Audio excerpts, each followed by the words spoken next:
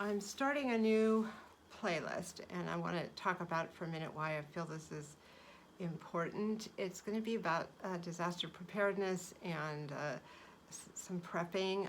Since I've moved up here, we've gone through several disasters, some of them local, some of them regional, and one of them, of course, global with the coronavirus.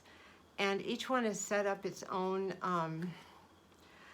has kind of its own set of circumstances, but there is definitely a thread running through all of them, and that is, what do you do if?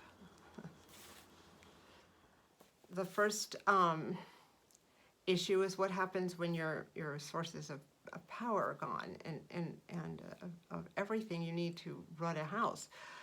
Last year we had two different major power outages, 5 days long, and the second one actually had a huge fire attached to it. So we were in a fire with no power for 5 days. Now I have an electric kitchen, and so that was quite a lesson in I have to find alternative ways to cook food.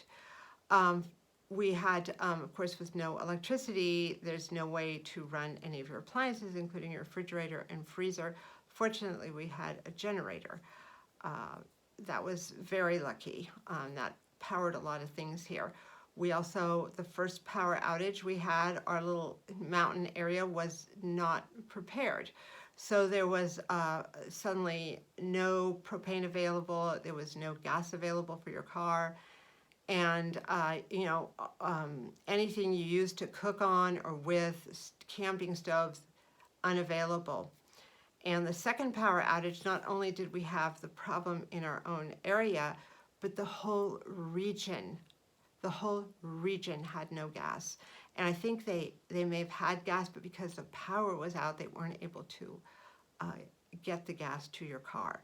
So this created a certain set of circumstances which were serious.